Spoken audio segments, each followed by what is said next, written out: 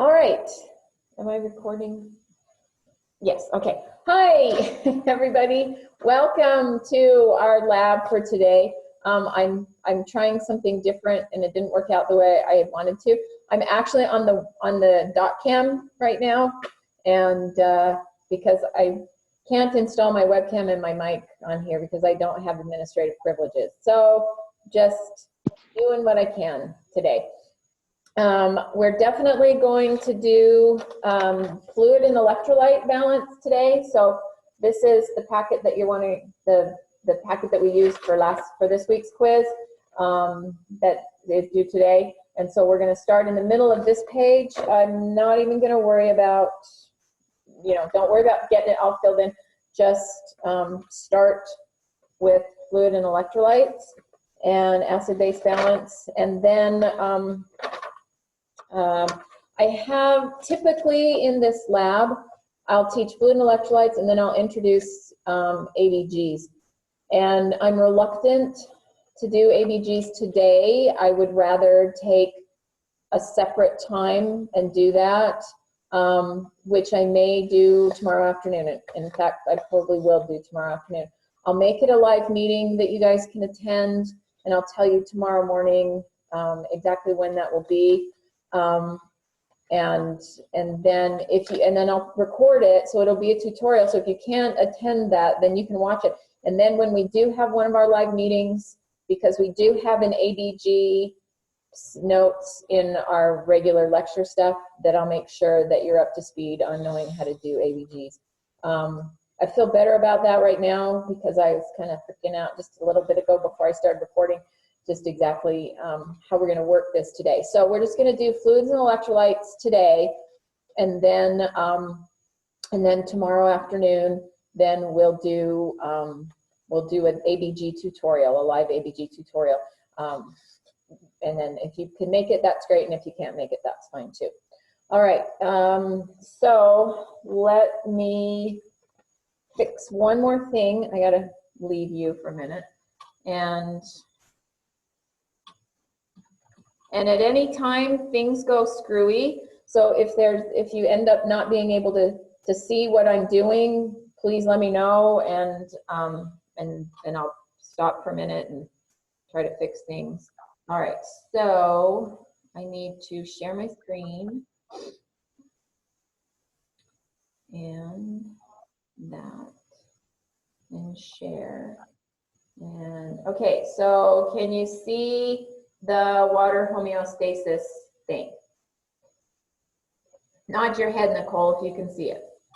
Okay, sweet, thank you. Just because you're the only one person that I see right here. Okay, great. So, and then let me know if you can't hear it. All right. The body maintains a balance of water intake and output by a series of negative feedback loops involving the endocrine system and autonomic nervous system.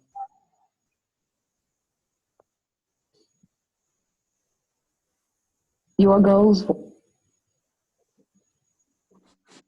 the average adult body contains about 40 liters of water. This amount, called total body water, remains fairly constant under normal circumstances. Oh yeah, and then it chooses to freeze. Let me go back and play it again, sorry. Your goals for The average adult body contains about 40 liters of water. This amount, called total body water, remains fairly constant under normal circumstances. Okay. Hang on. On this page, okay. Let me give this the average adult body contains about 40 liters of water. This amount, called total body water, remains fairly constant under normal circumstances. Okay, so that doesn't want to play anymore. So let's go ahead and go to the first question. So once you ingest the water, then the fluids are absorbed by the GI tract, which we already know. Whoops. Okay, so forget that I can't move this around. Sorry. Okay, so by the GI tract, and then excess fluids and electrolytes are lost, excuse me, through the kidneys and through perspiration. So kidneys and sweat. All right.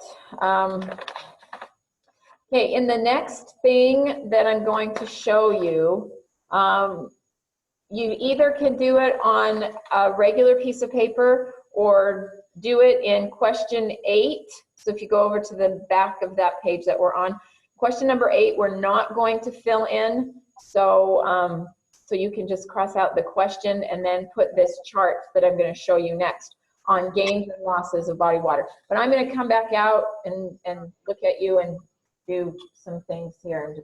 So if you're lost, just watch and then I'll catch you up.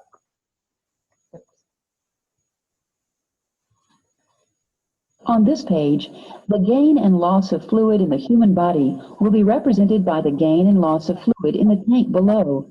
So what I want you to do is Every write day, down we the take water in about intake and the water 2,300 output. milliliters of water in the form of food and beverages. Approximately 200 milliliters of body water is generated through cell metabolism for an approximate 2,500 milliliters of total intake. At the same time, we lose water, mostly through the kidneys, but also through the lungs, skin, and gastrointestinal tract. We lose approximately 1,500 milliliters per day from the kidneys in the form of urine. We also lose about 600 milliliters of water per day through the skin and 300 milliliters from the lungs in the form of water vapor in exhaled air. These two forms of water loss are called insensible loss because we are unaware of the process. We can lose much more than this insensible loss under conditions of extreme physical exertion. Under such conditions, we can lose up to 5,000 milliliters per day through sweating. Under normal circumstances, we also lose 100 milliliters of water per day through the GI tract.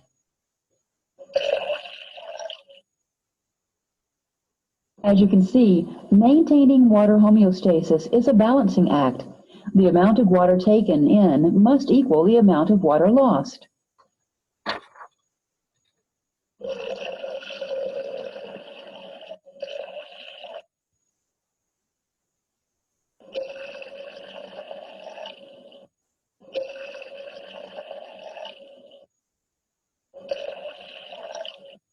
All right, so I'm going to pause that for a minute and get rid of that. And then stop sharing. All right, so get my dot cam down here, which is upside down.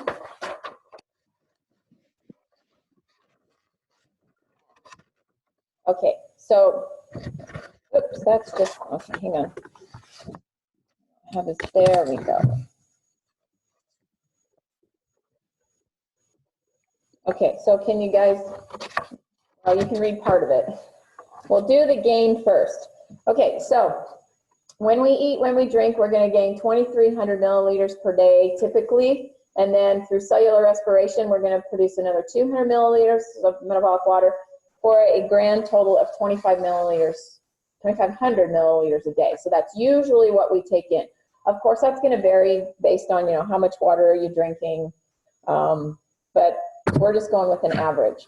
Okay, and then as far as losses are concerned, okay, so then where are we going to lose our water from? Primarily our kidneys, as you know, so 1,500 milliliters worth of,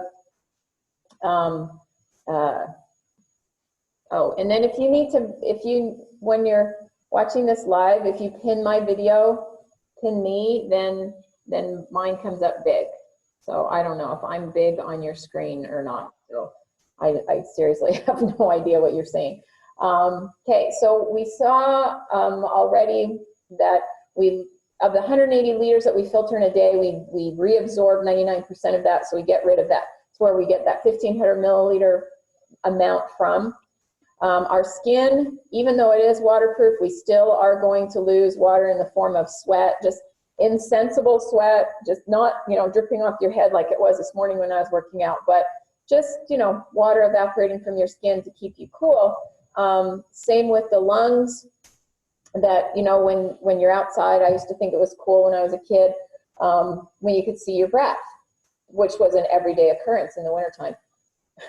Yeah, Nicole, your camera was just shaking. So did you just have an earthquake where you are or something? Yeah, and it's doing it again. It's the airplanes, because I can hear them outside. So I don't know, anyway.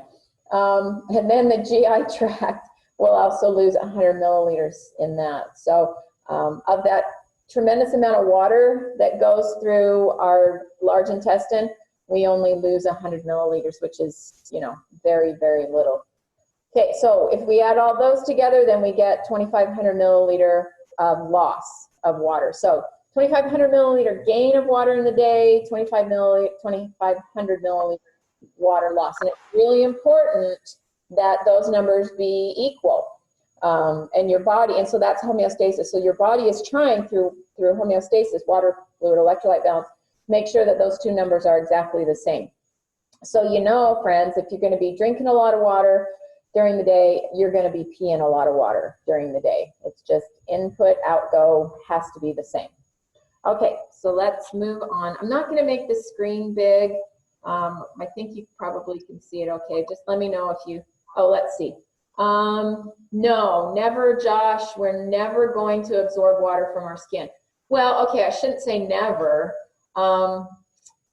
Your skin, your top, 4, 5, 6 layers of your stratum corneum, those dead cells will absorb water. And so that's why your skin feels so good when you live in a humid environment, but it will not get down to the capillary level. You will not absorb water into your bloodstream through your skin because it's keratinized. So it's never going to happen. Okay. But you will lose, no, and that's the thing, not that you're gonna sweat and live in a humid environment. So Josh's question is, but we'll lose less, right, if humid? No, because you're gonna sweat and because you're hot, you're dying, it's a humid environment. Where does the sweat stay? So you know that if you've been in a humid environment, everything is damp. Your clothes are damp, your hair is damp, your skin is damp, everything is damp because it can't evaporate into the atmosphere. You're still secreting the same amount of fluid to cool you off, but it can't go anywhere. So it just hangs out on your body. So does that make sense? Okay, sweet. All right. So let's go on to, I love you guys. I just got to tell you, and I've been emotional for the past couple of days, but I have to tell you how much I am proud of you for your incredible efforts that you are putting forth in continuing your learning and allowing me to help you understand this stuff. I am so very proud of you and love you so much and just want you to be successful, but I'm doing all I can. So I hope that it's enough, and please let me know if it's not, and let me know whatever else I can do to help you out, because I just feel so hobbled. It's driving me crazy, but I'm doing the best I can. I'm an old person. Thank you, Josh. I appreciate that. Okay. All right, so we're gonna go to the next part. So 4 of the 6 functions of water. So let me share my screen. And again, let me know if it's not big enough, if you can't see it good enough. Thanks, Ella, I appreciate that. I think I've been hanging on so tight for 3 weeks that it's finally just, I don't know, but it's a basket case. Okay. Disturbances of water homeostasis fall into 2 general categories. hang on. That's the next one. So go to, am I in the, oh crap, you guys, I'm in the wrong thing. Okay, shoot. Okay, go, oh my gosh, my life. All right, go to the bottom of the back of the second page where it says, because I'm in the wrong little segment, but that's okay. We're going to come back to electrolytes. So where it says, let me just show you where I'm at. Good Lord, what is going on with me? Okay, so we're right here. Now, we're going to go to this chart. Okay, so find that one and don't copy what I have because it's not quite what I want you to have. But so it says fluid and acid-base balance, water homeostasis. Below are listed 4 examples of disturbances of water homeostasis. Okay, so make sure you find that. Let me know if you can't find that. I think I'm just going on Nicole because I can see her face. So are you there, Nicole? Sweet. Okay. All right. So this is where we're watching, and then I'll go over it with you. Whoops. Okay. Please. Yeah. Oops.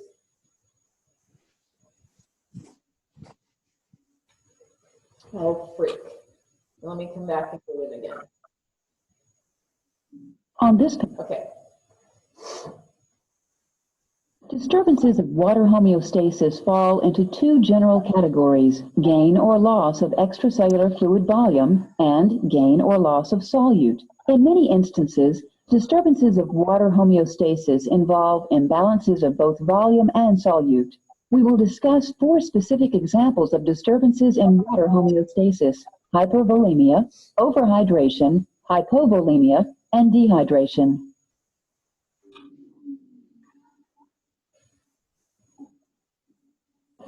Hypervolemia occurs when too much water and solute are taken in at the same time. Although extracellular fluid volume increases, plasma osmolarity may remain normal. Okay, so if you look at that first column and it says hypervolemia, and then you have volume and osmolarity. So when you have hypervolemia, you're taking in water but solute. So it's going to be an isotonic solution. So your extracellular fluid volume will increase, but the osmolarity, which is the number of particles that you have per kilogram or liter of water, is going to remain the same because you infused or you gave the person isotonic fluid. Okay, so you'll get an increase in volume, but your osmolarity will stay the same. So you can do an up arrow for volume, but do a sideways arrow, means no change for osmolarity. And then we'll do the examples in a minute. Okay, so that's 1.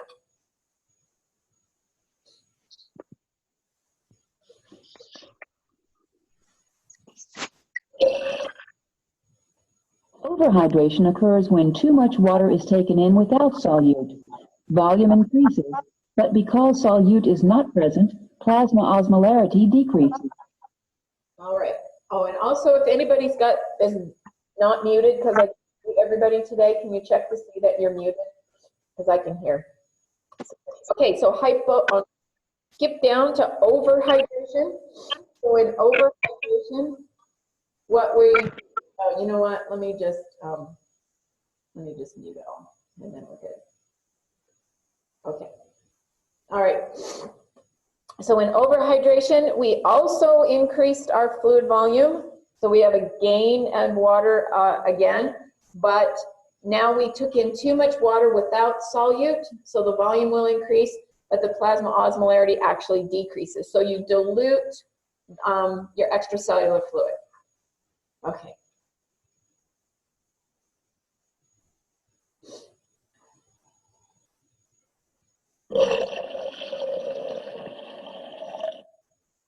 Hypovolemia occurs when water and solutes are lost at the same time.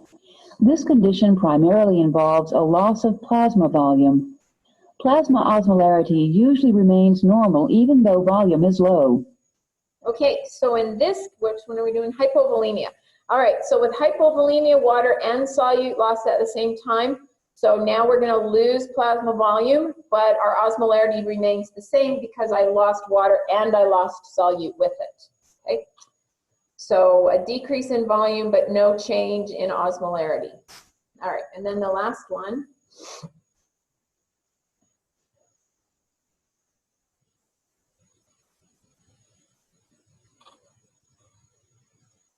Maybe it could work.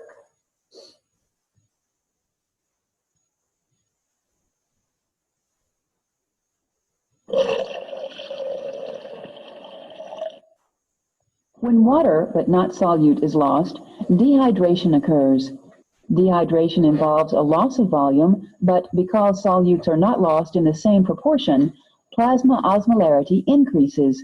Okay, so To dehydration. repeat any animation, click the appropriate quadrant on the chart. Okay, so dehydration is water loss as well. And because you're just losing water, but you're not losing solute, now the solute remains behind and increases the osmolarity of the water, of the fluid. Okay, so now we're going to look at examples.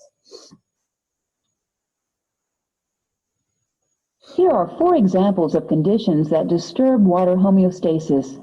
Drag each one into its correct location in the table.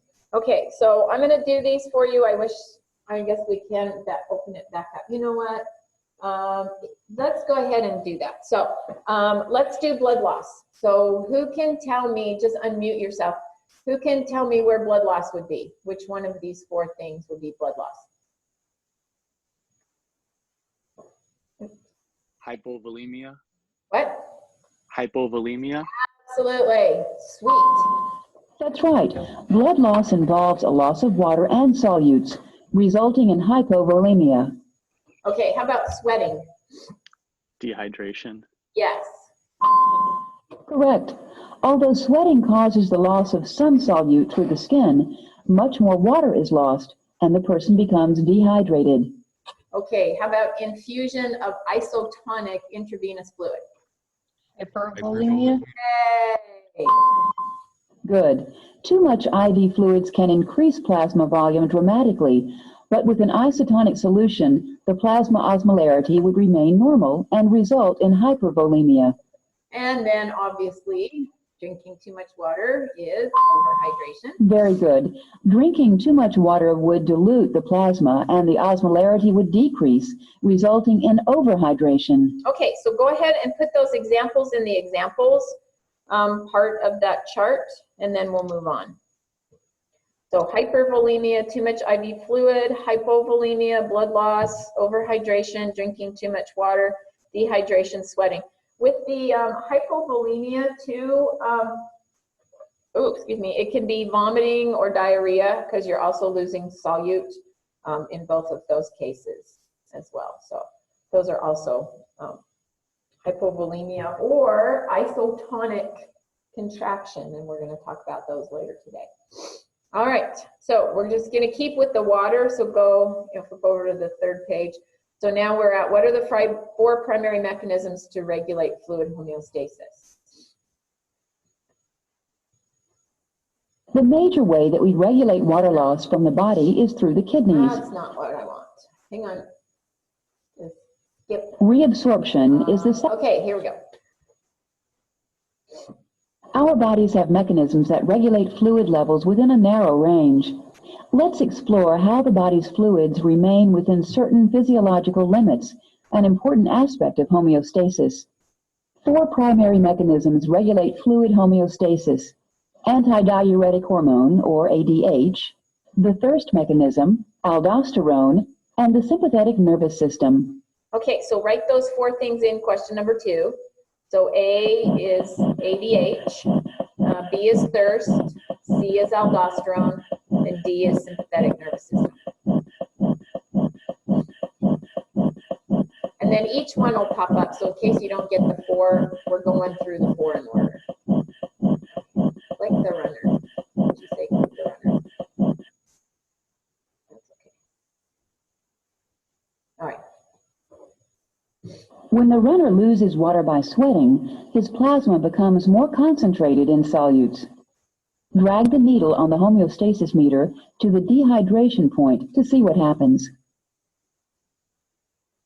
Osmoreceptors in the hypothalamus detect the increased osmolarity or concentration of solutes in the interstitial fluid.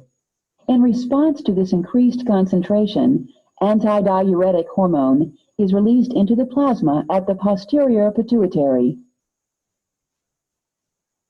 The targets for ADH are the collecting duct cells in the kidney.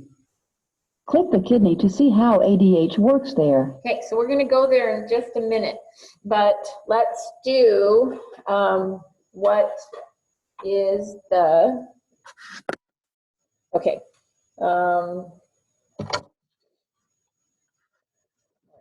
what I want. Let me get back to the doc cam and let me write down our note. Okay. All right, so so we're going to write down what is happening at the hypothalamus. Okay, so yeah, you can see me. Let me know if it's upside down and backwards when I write this out. Okay, so in the I'm just going to write plasma osmoreceptor. Oh no, it's fine. Plasma osmoreceptors in hypothalamus. Get that, there we go. Detect rising osmolarity. Okay, so let me explain that. Put that in focus. Okay, so plasma osmoreceptors in the hypothalamus detect rising osmolarity. So we've got a cluster of cells in our hypothalamus, and they're not really that special. They're neurons. They're going to be sensory neurons. But here's what they do. So if the osmolarity of our interstitial fluid is too high, too salty, because we just sweated out a bunch of water, and so now we're going to increase the concentration. I shouldn't say concentration, because concentration and osmolarity are a little bit different. We're going to increase the osmolarity, so the number of particles that I have in my solution. So what is that going to do for a normal cell? We already know we're creating a hypertonic environment for those cells, and what do we know happens when cells are placed in a hypertonic environment? Anybody tell me? What do cells do in a hypertonic environment? They crenate. They crenate, perfect. Okay, so here's the cool thing about these plasma osmoreceptors. As they crenate, now that makes them fire, and they send the signal to the cells in the paraventricular nucleus and the supraoptic nucleus of the hypothalamus, and it says, hey, look, you guys, we're starting to shrivel up in here. We need you to make ADH. And so then they'll make ADH, they'll send it down through the infundibulum, and it'll go to the posterior pituitary, and then we'll release ADH. Okay, so I love that. I just love it. It's such a simple mechanism. How do these cells know it's too concentrated, that it's too salty in their environment? Well, they shrink. As soon as they shrink, then that's their sensory input to the hypothalamus. So in question B, what is the direct effect of the hormone? So that's what we're going to look at. B, C, and D is this next part. All right. Okay, so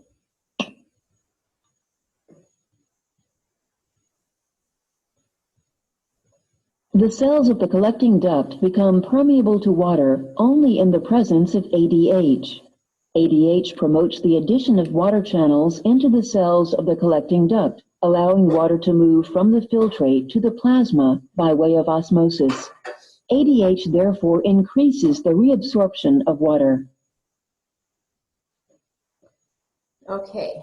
Let me see, is there one more? Okay, and then we'll look at this, and then we'll answer the question. What effect would antidiuretic hormone have on the concentration of the plasma? Okay, so as water is leaving the collecting duct and going into the capillaries, and the plasma is going to become more dilute. Because more water is reabsorbed, the plasma becomes more dilute. The greater amount of water in the plasma reduces the plasma concentration of solutes and increases the volume of the plasma somewhat. What effect does antidiuretic hormone have on the volume and osmolarity of urine produced? Okay, so now if I am taking the water out of the collecting duct and I'm putting it into the bloodstream, then that's going to reduce the volume and increase the osmolarity. Because more water is reabsorbed, there is less urine, and that urine has an increased osmolarity. All of the effects of antidiuretic hormone help to prevent further fluid loss. ADH will probably still be secreted until the runner drinks enough fluid to dilute the plasma. After drinking fluids, the plasma osmolarity decreases to normal, returning the secretion of antidiuretic hormone to baseline levels, completing the negative feedback loop. Okay, so let's answer the questions and we'll go on to thirst. So, go back to me. All right, so question B says, what is the direct effect of the hormone? So this was A. Okay, so B is, and I'll just put ADH stimulates the insertion of aquaporins. Okay, so those water channels in the, and actually they just have the collecting duct, but it actually happens in the distal convoluted tubule as well. So I'm going to put in the distal convoluted tubule, so DCT, and the CCD stands for cortical collecting duct. So it's the part, it's the part of the collecting duct that's in the cortex of the kidney, okay? So once we put the aquaporins in, and then we know that more H2O is absorbed. Okay, so we get more water being absorbed. Sorry, that keeps funky focus. All right, so now the next question says, what effect will this have on plasma volume and osmolarity? So, because we're putting this extra water into the bloodstream, so then we get an increase in plasma volume. And because we're putting straight water in there, then we're going to decrease the osmolarity. Okay, and then what will that do to the urine? So it's going to be the exact opposite. My urine volume will decrease, but its osmolarity, but it put plasma osmolarity, so then osmolarity, osmolarity of the urine will increase. It'll become more concentrated. So when you look at your urine, when you're going to the bathroom and you look at your urine and it's super yellow, now, always and forever in your life, remember it's because of ADH. ADH is what makes your urine look yellow, not because it has a yellow color, but because it is telling your body to take water out of the filtrate and put it back into your bloodstream. Okay, all right, let's go on.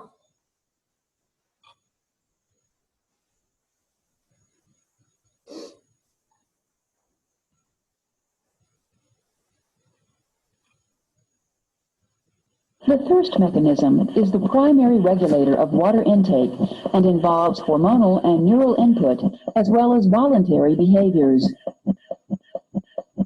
To find out why dehydration leads to thirst, click the runner. You're still on your dot There are cam. two major reasons why dehydration leads to thirst. When saliva production Thank you. decreases, the mouth and throat become dry. Impulses go from the dry mouth and throat to the thirst center in the hypothalamus, stimulating that area. When you are dehydrated, plasma osmotic pressure increases, stimulating osmoreceptors in the hypothalamus, and the thirst center in the hypothalamus is now further activated. Decreased blood volume causes a decrease in blood pressure that is signaled by baroreceptors. It also stimulates the release of renin from the kidney. This causes the production of angiotensin II, which stimulates the thirst center in the hypothalamus. Stimulation of the thirst center in the hypothalamus gives you the desire to drink. Drag 1 glass of water to the figure's mouth. Okay, before we do that, let's go back. And, okay, so now let's make sure that we have the 3 ways dehydration leads to increased thirst. So why would we want to drink? I've got all this water in my body. Why don't I just save it from my kidneys? But you know you're losing water all the time anyway, so it's going out through your skin and through your lungs and everything. So you've got to replace water. You can't just move it around from different places in your body because you're always losing it. So we have to put it back. And the only way we can put it back is because we're thirsty. Okay, so the 3 things that are going to stimulate thirst. One is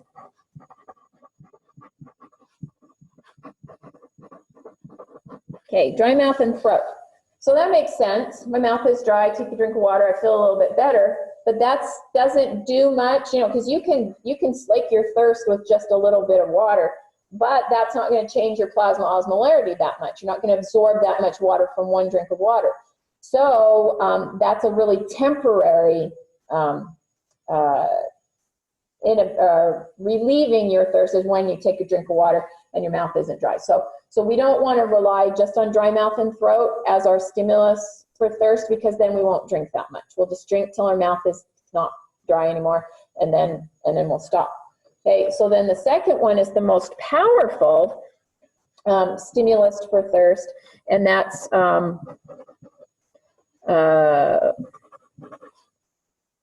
plasma osmolarity increase. Because all your cells are going to start to crenate if you have, you know, a really concentrated urine. If you have a high osmolarity in your urine, it's going to get drawn back into the bloodstream from the interstitial fluid, and then you'll get water being drawn from your cells. We don't want that to happen. And so plasma osmoreceptors are very, very powerful at saying, hey, come on, we need to put the water back. Would you please take a drink of water? Okay. And then the third one is decreased blood volume. Okay, so, and remember, if you have a decreased blood volume, then you also have a decreased blood pressure. And so how can we get our blood pressure back up again? Put more water back in our blood. And so we're stimulated to drink by all 3 of those things. So those are all thirst mechanisms. Okay, so now we want to alleviate. Let's see if this still works.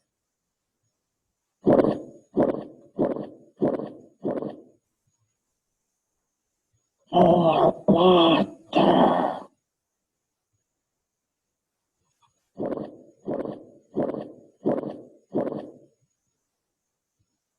More water. Drag another glass of water to his mouth.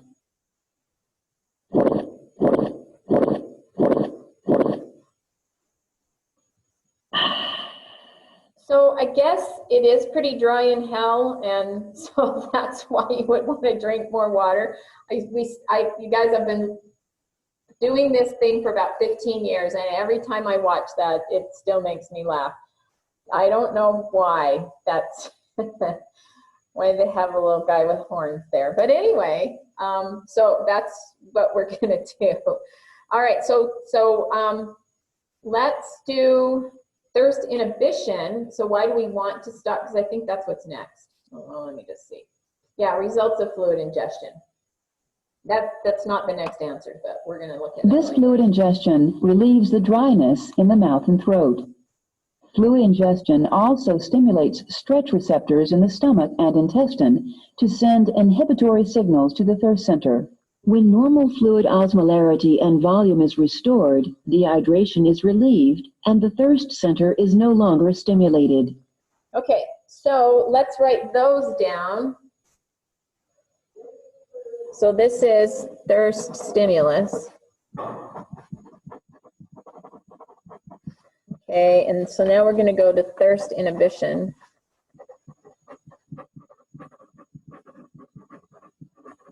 Okay, so why are we going to stop drinking? Like I What said, question is this, Ms. G, or is this all part of 4? just going to go with, it's not part, yeah, it's part of 4. I'm just giving you the reasons why you stop drinking. Okay, so wet mouth.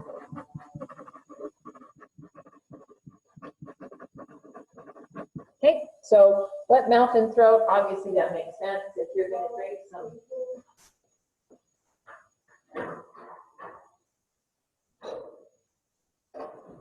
If you're going to drink some fluid, now that's taken away.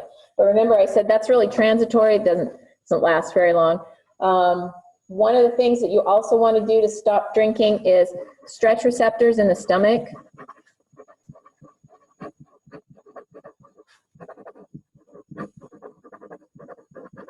So this is pretty powerful, your stretch receptors in your stomach, because you know, if you're trying to do that gallon milk challenge, you know, and you chug a gallon of milk and then you puke after that, you know what it's like when you're drinking a lot of water. Your stomach is really sensitive to that rapid expansion, to just really make sure that you're not taking in too much water, because it is possible to take in too much water, and we'll talk more about that in lecture. Okay, and then the last one is increased blood volume and blood pressure. So when our baroreceptors are not being stimulated anymore, well, they're not, they weren't. Now that they're being stimulated enough that they're happy, then you don't want to drink anymore. So those are the 3 things then that are going to counteract those 3 stimuli for wanting to drink. Okay.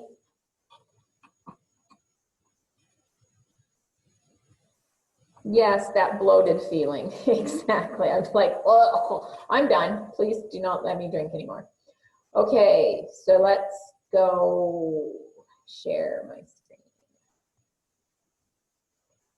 Okay, so now we're going on to question 5 about the renin, angiotensin, and aldosterone system. Sometimes we just call it the RAS, not RAS like the reticular activating system, but the RAAS. Okay. When a person donates large amounts of blood, they lose solutes as well as water. When solutes and water are lost at the same time.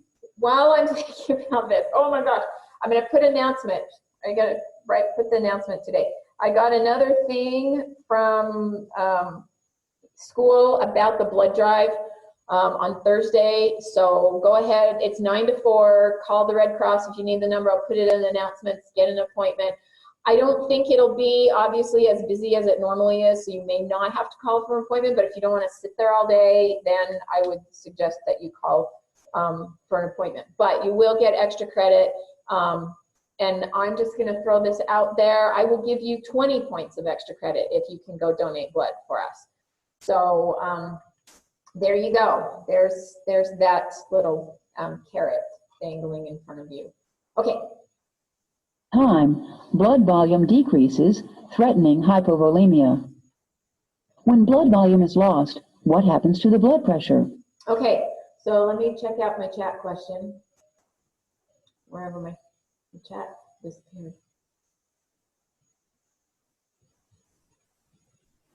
Okay, I'll find it later. I don't know where it's behind this, so I'll answer your chat question in a minute. All right, so here we go. Aldosterone is going to be released, or we're going to release it in response to low blood volume. Okay, so if our blood volume is lost, then our blood pressure is going to decrease. When a person experiences blood loss, blood pressure decreases. Because a hypovolemic person experiences a decrease in blood pressure, granular cells in the arterioles of the kidney release renin. Okay, so question 5A is what enzyme is released from the kidney in response to decreased blood pressure is renin.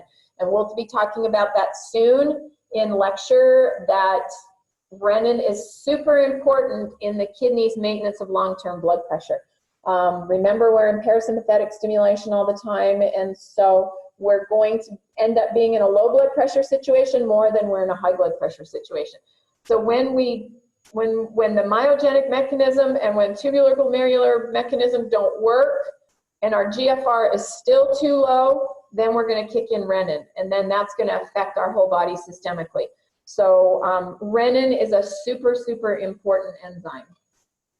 Hormonal enzyme thing. This is kind of an enzyme. Anyway, okay, so let's go on.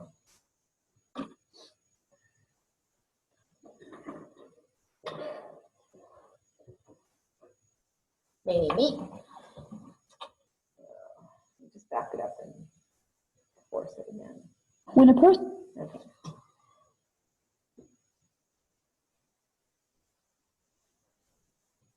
As renin travels through the bloodstream, it binds to an inactive plasma protein, angiotensinogen, activating it into angiotensin 1. As angiotensin 1 passes through the lung and other capillaries, an enzyme called angiotensin converting enzyme, or ACE, converts angiotensin 1 to angiotensin 2. Angiotensin 2 continues through the bloodstream until it reaches the adrenal gland.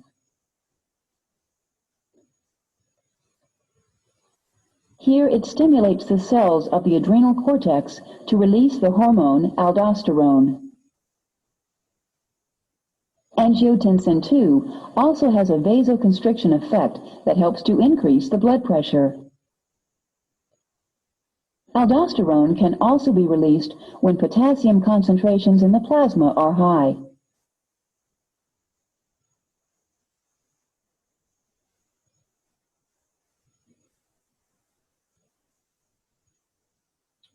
Okay, so let's answer question B. It says, what enzyme converts angiotensin 1 to angiotensin 2? You can just write ACE, which stands for angiotensin converting enzyme that's secreted by the lungs. And then number 2, or C, says what are the 2 effects of angiotensin 2? There's actually 5 that happen, but we're just gonna do 2 right now. 4, there's just 4, but 2 of the 4. One is aldosterone is released from the adrenal cortex.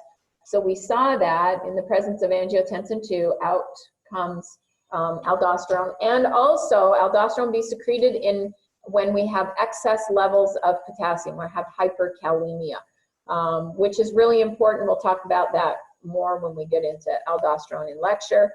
And then the second thing that angiotensin 2 does is intense vasoconstriction. So we saw that when we were doing blood pressure, short-term regulation of blood pressure. So angiotensin 2 is also a vasoconstrictor, the most potent vasoconstrictor. Was that for question 5, Ms. G? 5C. So B was ACE. So what enzyme converts angiotensin 1 to angiotensin 2 is ACE. And then the 2 effects, aldosterone release from the adrenal cortex and vasoconstriction. Okay, so now let's see, why do we want to release aldosterone in the first place?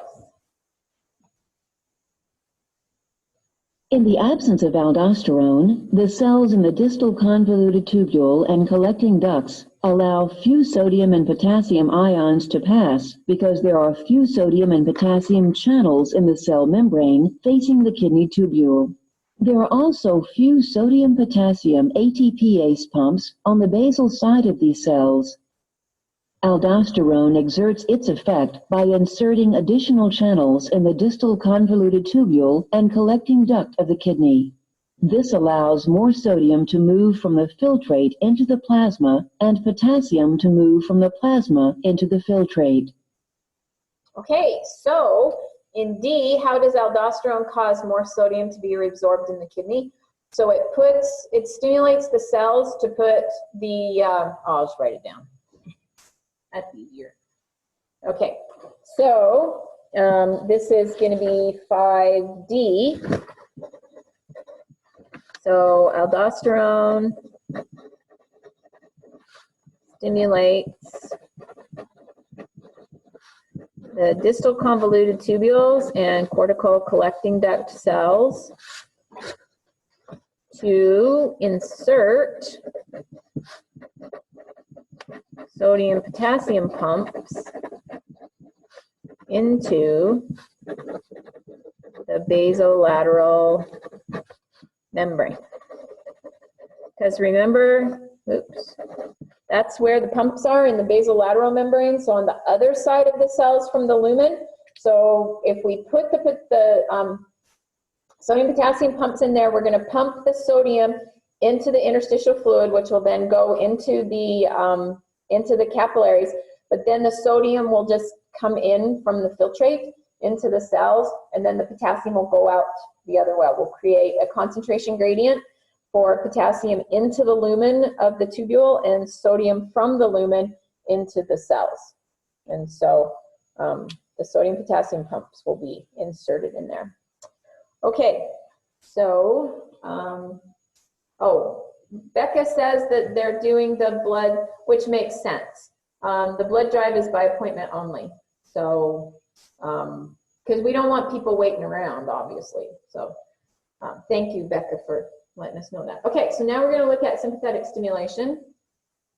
Miss G, I also missed A. What did you say A was? Renin, the enzyme. Yes, thank you. Okay. Hey, Miss G. Yeah. I had a question real quick, kind of more pharmacology related, but when somebody takes an ACE inhibitor, is it because they are actually producing more aldosterone, or you just want to stop the transition from angiotensin 1 to 2? Typically when we're taking an ACE inhibitor, well, it's kind of twofold. When we take an ACE inhibitor, we want to lower the pressure. So the fastest way to lower the pressure is to stop vasoconstriction. So if I don't have angiotensin 2, I don't have as much vasoconstriction. So that's a short term. The long-term effect of an ACE inhibitor is making sure that, like you said, the angiotensin 2 is not stimulating aldosterone release, which is not stimulating sodium reabsorption, which would not then cause more water to stay with it, because water always follows salt. So if I stop the sodium absorption, then I can stop the water reabsorption that's going to go with it. So it's usually just them having high blood pressure due to like activities of daily living and not actually having too much aldosterone, right? Not necessarily. Your body can go overboard on how much it changes angiotensin 1 to 2? I don't know that we're necessarily going overboard, but what we're trying to do is stop the natural processes that are happening, because the natural processes that are happening is making my blood pressure too high. So if I can inhibit my body's natural processes, send me into a deficit, then hopefully that will reduce my blood pressure by reducing my blood volume. Right. Does that make sense? Okie dokie. Yep. All right. Thank you. Yep. Okay. Sympathetic nervous system. Drag the sodium and Don't want to do that. the net result of aldosterone. Okay, we already know that. Okay. A decrease in blood volume and therefore blood pressure will stimulate the sympathetic nervous system. Click the blood pressure gauge to begin the... Hang on. Sorry, question E. We didn't do that one. As a result, what happens to blood volume and pressure? So when we secrete aldosterone, well, and renin and angiotensin 2, that whole mechanism, then blood volume and pressure will increase. Okay, so letter E, 5E. As a result, what happens to blood volume and pressure? They both increase. Okay, now we'll go to sympathetic stimulation. Process. Oh. When blood pressure is low, baroreceptors in the heart, aortic arch, and carotid arteries send sensory information to the medulla. The information sent from the baroreceptors to the medulla will cause an increase in the sympathetic impulses to the kidney. Click the kidney to show what happens next. Okay, so 6A, a decrease in blood volume and pressure will lead to an increase in sympathetic nervous system, or an increase in stimulation. Okay, so let's take a look at what's going to happen when we increase sympathetic stimulation to the kidney.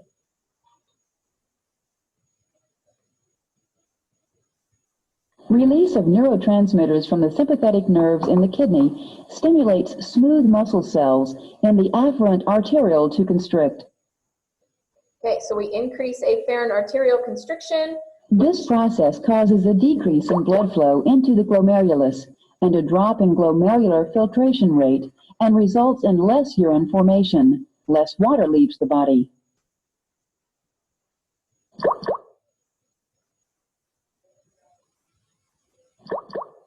Sympathetic stimulation also causes the release of renin, which, by stimulating aldosterone secretion, will increase the reabsorption of sodium. As a result, blood volume will stop decreasing and blood pressure may stabilize. However, because the blood pressure and blood volume have not yet returned to normal, the baroreceptors will continue to be stimulated to prevent further loss of blood volume. Okay. In order to bring this person back into homeostasis, we need to increase the blood volume by drinking fluids. In fact, after an individual has given blood, they are encouraged to drink juice to increase their plasma level. Okay, so now that makes total sense to you why you were doing that. So let's go back to 6. So 6B will result in an increase in afferent arterial constriction. So we know we're in a low blood pressure, low blood volume situation. That's what's going to happen with sympathetic stimulation. And typically that decrease is going to be due to hypovolemia. I'm in shock, and so I'm trying to counteract the effects of shock. So I'll constrict the vasoconstrict the afferent arterial. I don't want as much blood going to the glomerulus, okay, so that I'm not wasting my filtrate, so that I'm not making too much filtrate. That will reduce my urine loss, but remember, I'm going to be in a low blood pressure situation, and whenever I'm in a low blood pressure situation, I want to stimulate the release of renin. And so not only will the macula densa stimulate the release of renin from the juxtaglomerular cells, but sympathetic stimulation will do that as well. So now I produce renin, now I'm going to go into the whole renin angiotensin aldosterone system. Okay. So I'm not going to worry about the diabetes insipidus thing, so you can leave question number 7.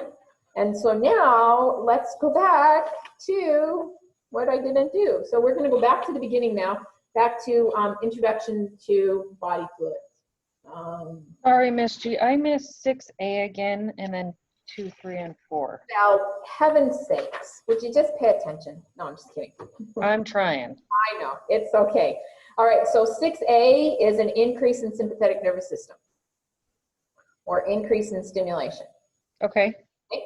And then you need B. Yeah. Okay, so increase afferent arterial constriction. Okay. Decrease blood flow to the glomerulus. Okay. Decrease urine loss. Okay. And then increase renin release. Okay, perfect. Thank you. Okay. All right. Okay, so now we're going to go back to the beginning, introduction to body fluids.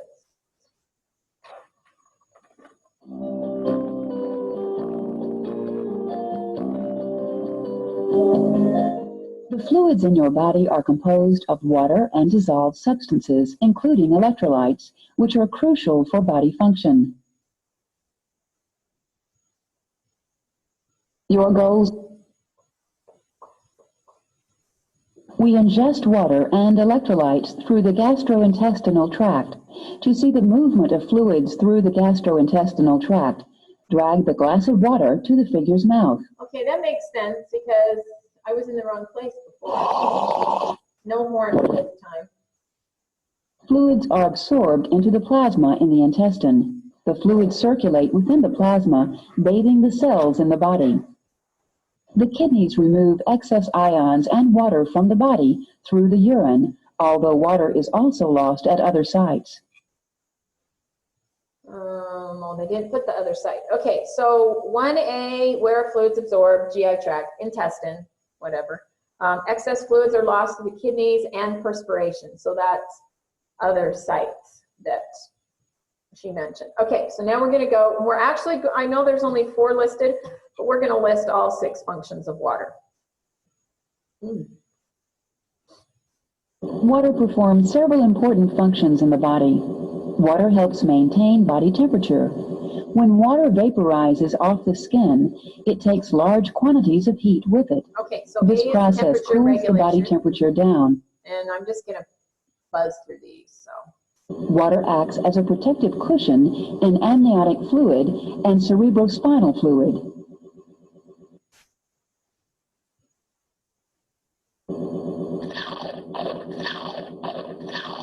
Oh, we didn't put lubricant. Oh well, I'll write them all down for you. Water is the reactant for hydrolysis reactions that occur in the body. Click the water molecule to start this process. Okay, I like how they did this, so I'm going to show this to you. Starch is hydrolyzed in the mouth by the enzyme salivary amylase. With the help of this enzyme, water molecules are added to the bonds between the glucose units in the starch, hydrolyzing the starch to glucose. Okay, so that shows really Note that well. water can also be formed during some chemical reactions in the body, such as the reactions that produce metabolic water, Okay, so which will be that, discussed in topic 2. okay, so that shows you how hydrolysis happens. We've got the polymer, and we put the water back. So we put the OH on one side and the hydrogen on the other, and then it splits the molecule apart. Water acts as a solvent to dissolve molecules and ions in the body. For example, if you eat a salty pretzel, the water in your saliva will dissolve the salt. Click a water molecule to see this process. Water is a polar molecule. When water dissolves ions, the partial negative charge on the oxygen attracts positive ions, such as sodium, and the partial positive charge on the hydrogen attracts negative ions, such as chloride. Except for the salts deposited in bone and teeth, most other ions in the body are dissolved because of water's ability to act as a solvent. Water within cells is an important solvent. It dissolves many of the proteins and other solutes. All right, and the last one. We are now looking at a blood vessel. Because of water's ability to dissolve ions and molecules within the body fluids, water functions as a medium for the delivery of nutrients and the removal of wastes from the cells through the plasma. Okay, so the 6 functions of water then are here: temperature regulation, protective cushion, and lubricant, like synovial fluid, a reactant, a solvent, and the transport medium in our blood. Okay, so those are the 6 functions of water. All right. Do you want protection and lubricant as one or as The 2 percentage of separate? water in a person depends on the amount of As separate ones. So temperature regulation, protective cushion is B, lubricant is C, reactant, and then add 2 more, solvent and transport. All right. Do this one again. we are. Okay. The percentage of water in a person depends on the amount of fat tissue, which is only about 20% water compared to lean body mass or muscle mass, which is about 65% water. Click each of these people to determine the approximate percentage of water in their bodies. Yeah, so it's really interesting that in our adipose tissue, there isn't much water because it's so hydrophobic that the more obese you have, the less body water that you're going to have. So the leaner you can be, the more water that you'll be able to have in your body. So each one of these persons has a different body water percentage. So we're gonna look at these right now. A healthy young man who is muscular and does not have a lot of fat in his body is about 60% water. Oh, I gotta keep clicking on it. Newborns have the highest percentage of water in their bodies. A healthy young woman naturally has more fat and less muscle than a man and is about 50% water. The more fat a person has in his or her body, the less water is present. Older people tend to have less lean body mass and therefore contain less water. Okay, so in A, the amount of water in the body depends on the amount of fat tissue. And then the highest, which may surprise you, that newborns have 73%. Now, this is a newborn, you guys. This is not a baby that's been drinking mama milk for 3 months and starts to chunk up and has fat baby legs. No, This is a newborn baby because they are just sacks of protein. Because there's no fat in a newborn unless you've had gestational diabetes or something like that. Newborns are all protein, and a high percentage of protein. And it's later as after they're born and they start to eat all that really good mama milk or formula or whatever they're eating, that they start to chunk up. Okay, so newborns at 73%, and then the lowest is a person with more body fat at 40%. Okay, so now we're going to take a look at where is the water in our body, our 3 fluid compartments.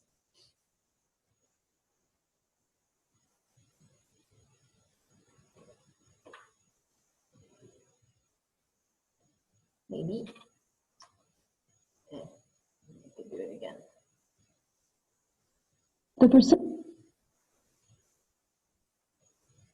Water, along with its dissolved solutes, occupies 3 main compartments within the body.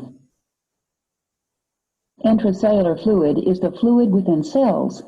It is also known as cytosol. Extracellular fluid is the fluid found outside of cells. There are 2 major kinds of extracellular fluid. Interstitial fluid is the fluid surrounding the cells. Plasma is the fluid component of the blood. Let's consider a 70-kilogram man. 60% of his weight, or approximately 40 liters, is fluid. Approximately 62% of the body's fluid is intracellular. Click the intracellular compartment to see the level of fluid this represents. Okay, so this is 4A, intracellular, and it's 62%.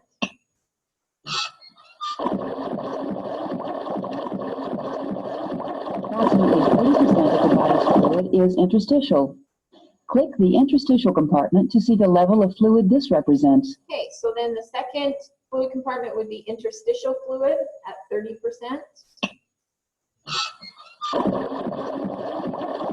Approximately 8% of the body's fluid is blood plasma. Click the plasma to see the level of fluid this represents. Okay, and then the last one is the plasma at 8%.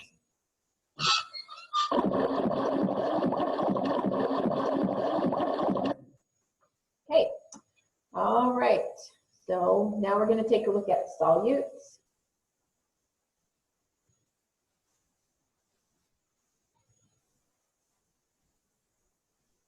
You are looking at plasma, a typical body fluid.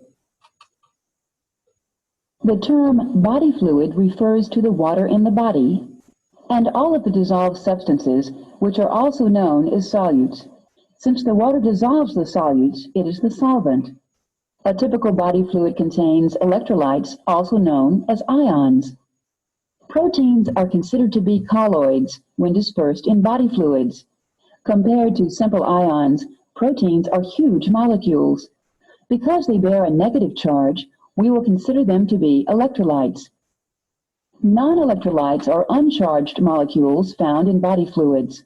Glucose is an example of a non-electrolyte. Blood cells do not dissolve in water. They are suspended particles and are not considered to be a part of the body fluid.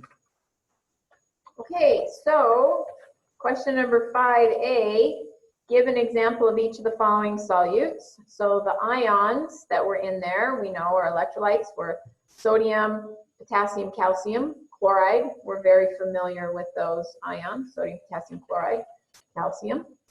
Okay, the colloids are the proteins because they're big things that are suspended within the solution, not necessarily dissolved within, but still, well, dissolved, yes, kind of, but not like cells. And then the non-electrolytes would be glucose. So the non-electrolytes are things that do not have a charge. And we know proteins have a charge because that's what makes the inside of the cell membrane negative. Okay, so we already know the What did you say the colloids were? colloids are proteins. Thank you. Yep. Okay, so in number 6, we already know these answers. So I want you guys to tell me. So what is the major extracellular cation?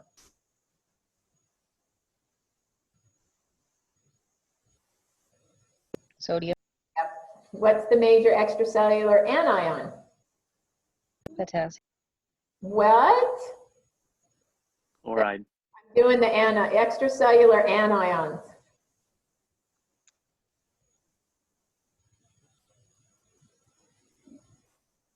What is the Chloride. chloride? Yep. Okay. Then B, the intracellular cation is Potassium. gas. And then the extracellular anions, Sodium. what? Proteins. Proteins. Good. Love it. Okay, so now let's talk about in number 7, we need to look at, well, what needs to be positive, what needs to be equal in the fluid compartment? Is it number of particles? Is it number of charges? Let's take a look at that. So go here. Count the number of positive and negative ions or particles in this sample of intracellular fluid.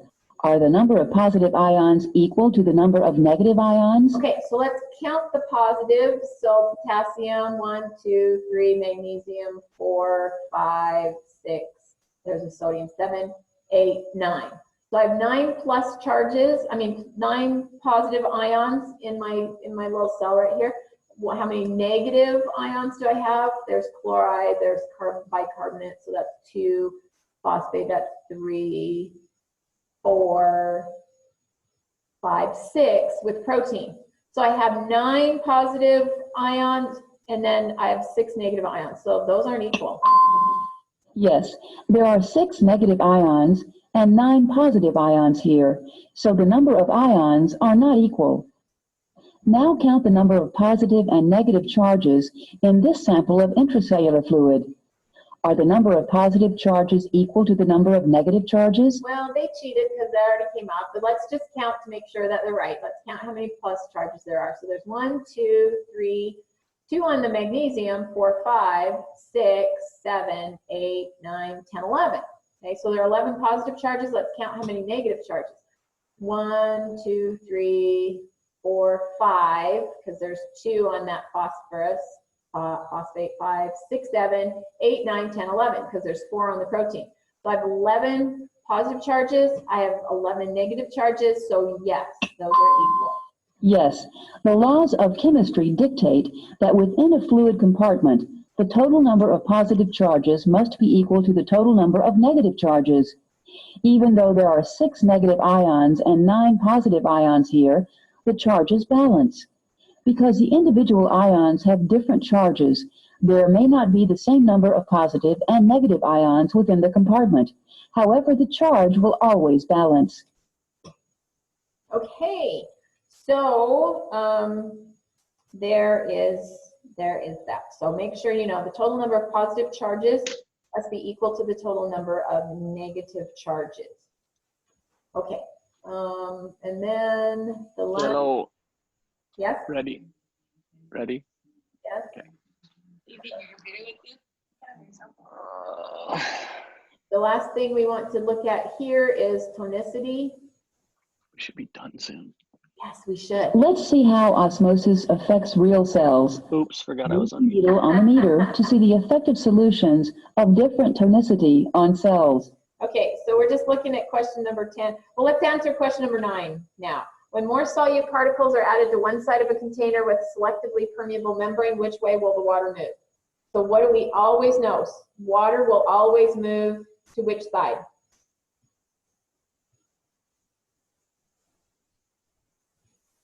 So it says when more solute particles are added to one side of the container, the water will move See those solutes? to the solute side, to the more concentrated side. Good. Okay, so osmosis always will move to the more concentrated side.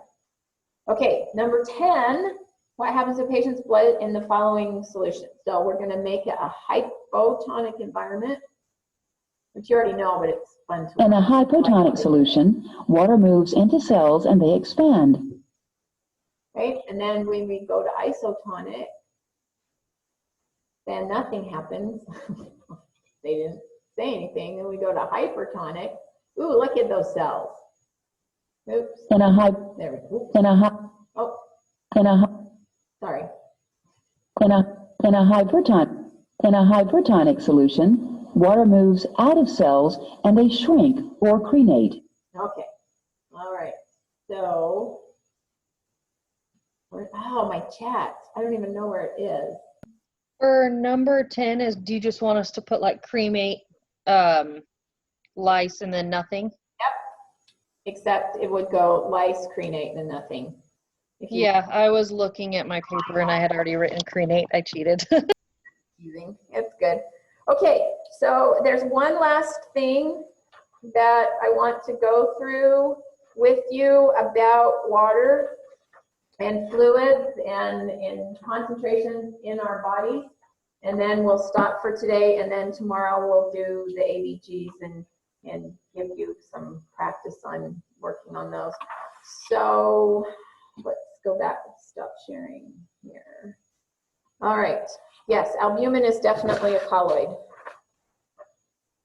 All right, so the last thing, we've got 3 different things that are gonna happen to increase our fluid volumes or to decrease our fluid volumes, okay?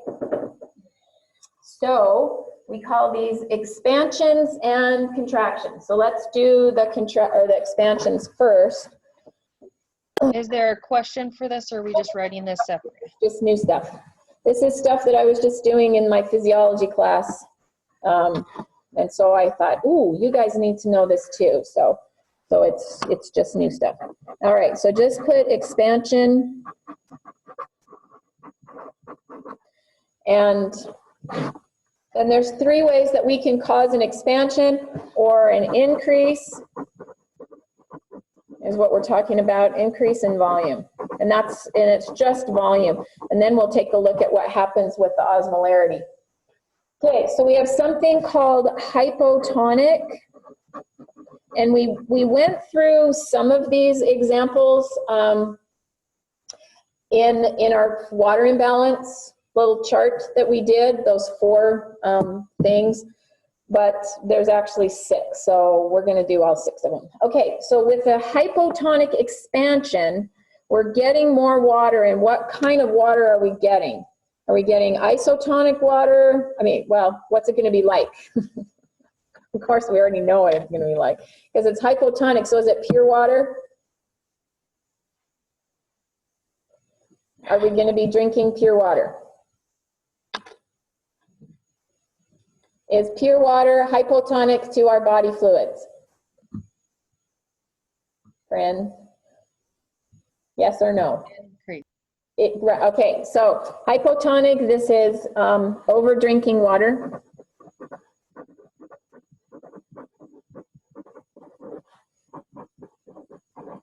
Okay, so we want to see what is that going to affect, which parts of our fluid compartments are going to be affected. Obviously, if we drink a lot of water, what will happen to our extracellular fluid? Will increase. Yes, okay. So our extracellular, and we're going to put V, okay? So extracellular fluid volume will increase. Now, what is that going to do to the osmolarity? Is it going to make our extracellular fluid more concentrated or more dilute?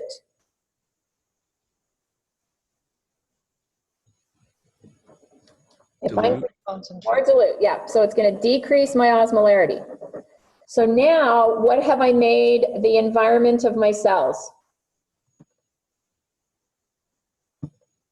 Hypotonic. Yes. So what's going to happen to my cell volume? Where's water going to go? Into the cell or out of the cell or nothing? Into. Into, yep. So then I get an increase in my intracellular fluid volume. And then what's going to happen to its osmolarity? Is it going to get dilute? It's going to decrease as well. It's going to decrease as well. Good. Okay. And so then we can lead to hemolysis or any kind of lysis, right? Okay. So the next one, the next expansion is called isotonic expansion. Okay, so what kind of fluid am I adding if it's isotonic?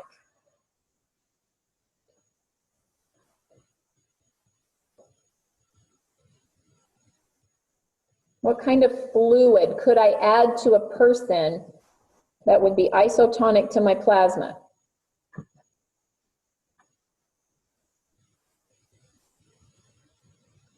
Solute rich. Yes, that is IV fluid.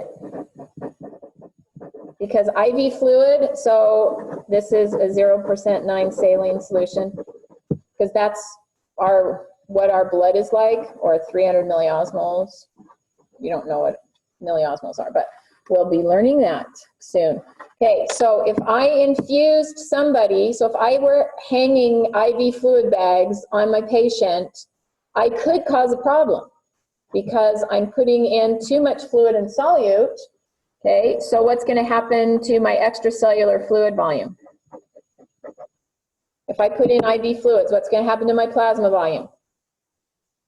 Gonna increase. Yeah, okay, but am I going to change my osmolarity? Am I going to change the concentration of my plasma? No, it's gonna stay the same. Going to stay the same. So if this stays the same, will there be any effect on my intracellular fluid? No? No effect on ICF. Right, okay. So the only problem here would be an increase in pressure, but as long as I'm making sure that they're urinating it back out again, I'm fine. Okay, but it's okay. We're not looking at a problem. We're just looking at the kinds of expansions that we have. Okay, the last one is called hypertonic expansion. Okay, so how could we ingest something that's hypertonic?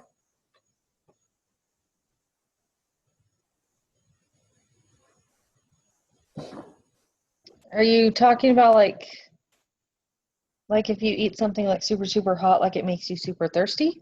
No, I'm thinking of something that is hypertonic to what my plasma is. Oh, like electrolytes or something? Yes, or just plain, Like Gatorade? even worse than that. Oh, salty food. Okay. Salty foods, no water. So the example that my professor used was going to a Japanese restaurant. They put a lot of salt in their stuff, and then if you don't drink water with it, you're stuffed with soy sauce or whatever. So ingesting salty foods and no water. All right. Now, first of all, is that alone going to change my extracellular fluid volume? Just eating salty foods? No. No, because I didn't put any more water in, but what does that do to my ECF? It makes it what? Decrease. More Salt. The only effect is to increase my osmolarity, right? If I just add salt to my plasma, I didn't change its volume yet, I just made it more salty. Oops, this is a V. But now I put my cells, my blood cells, in a hypertonic environment. So what's going to happen to my blood cells? What do we know? Blood cells in a super salty plasma, because I ate lots of salt. They're going to crenate. Yes. So they're going to decrease. Right. So my intracellular fluid volume decreases, my osmolarity goes up, but now where does this water go? So the water that I just lost from my intracellular fluids goes where? Goes where in the cells? To your cells? Huh? Into your cells? No, because my cells are crenating. So Into your plasma. into my plasma. So I get an increase, because see, these are all expansions. So I got an increase in extracellular fluid in every one of these cases, but in this case, I did it at the expense of my cells, right? So then my cells won't hemolyze like they did here. What do they do again? They crenate. Okay? So those are all expansions, extracellular fluid volume expansions, okay? All right, now, does anybody still need this? Okay, now we're gonna contract. So we're gonna lose extracellular fluid volume.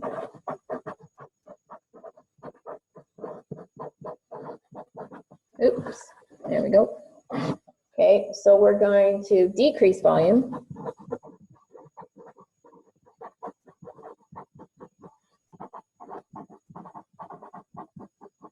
All right, so we've got the same three. We have hypotonic. Okay, so what would we be doing if we lost a hypotonic solution from our body? Dehydrated? Yeah, so how do we dehydrate? Water loss? Yeah, how do we lose water? Sweat. Yeah, sweat. Extensive sweating. We'll put dehydration. So you're right, Nicole. I just needed the mechanism. Okay, so what's going to happen? I'm going to lose water, so I'm going to lose extracellular fluid volume, which is going to increase my osmolarity. And if I increase my osmolarity of my plasma, that's also going to cause my extracellular fluid volume to decrease and also an increase in osmolarity. So we don't like this. We don't like to sweat. Well, we don't like any of these contractions. All right, isotonic. Isotonic. So now I'm losing water. So this was just water. We'll put just water. Because sweating, our sweat is, 99% water. Less than what our, well, more than 99% water. Less than what our blood plasma is. Okay, so isotonic, so we're going to lose both water and solute. So how can we do that?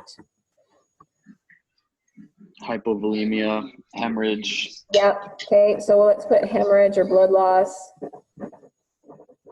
Hemorrhage, vomiting, diarrhea, anything that's water with solute in it. Okay, so now that I lost both water and solute, I'm going to decrease my extracellular fluid volume, but I leave my osmolarity unchanged, so I have no effect on my ICF. But is this still bad? Is hemorrhage, vomiting, and dehydration bad? Yes, very bad. Yeah, so we could get really extensive decrease in blood volume and blood pressure. And if it's so bad, we could have cardiovascular collapse. Vascular collapse. Okay.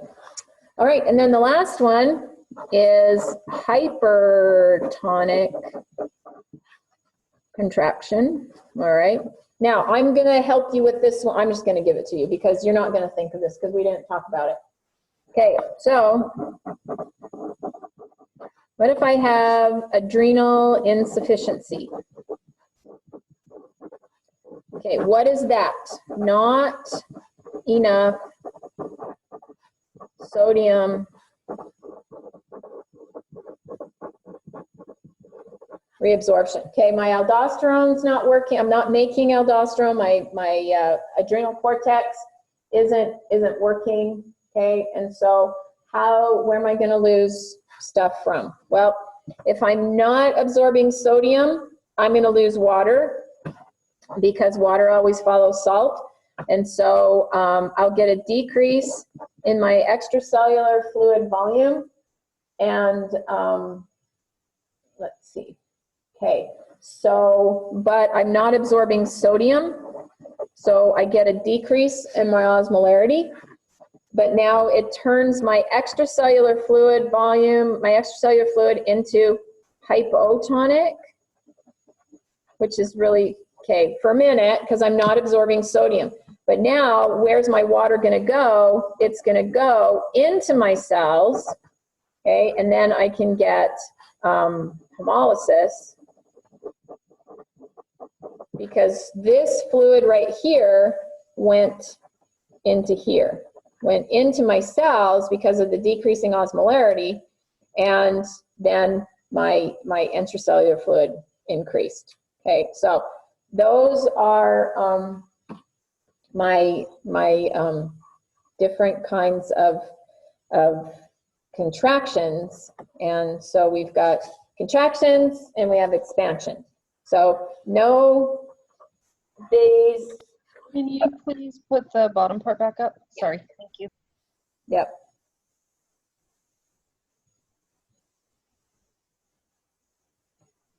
Because what it's doing is making the extracellular fluid volume, because you're looking at, well, this isn't hypertonic, but the cells here are hypertonic because they're going to be more concentrated than what the extracellular fluid volume is.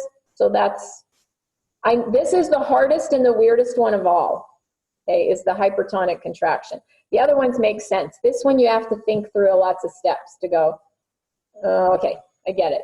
But the best thing is just to remember in contractions, the extracellular fluid volume goes down in all of them, and then it goes down in both, in hypotonic, and it goes down and up in this one.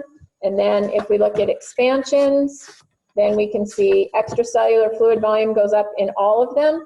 ECF or ICF goes up in hypotonic, but ICF will always be the opposite in the hypertonic ones. So if you can look at the trend, then hopefully that will help you if you don't get the understanding as much. Which sometimes that's all you have to do is just, oh, let me just memorize that.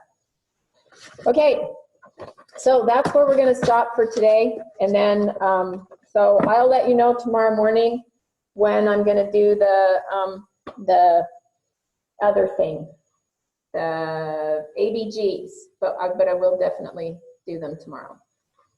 Okay, so does anybody have any questions, anything before we go? Okay, sorry we got off to a rough start, but I think it ended up okay. So what will be on your quiz? The rest of the packet, and then our expansions and contractions.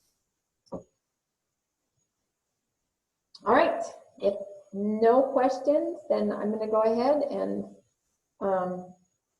stop recording.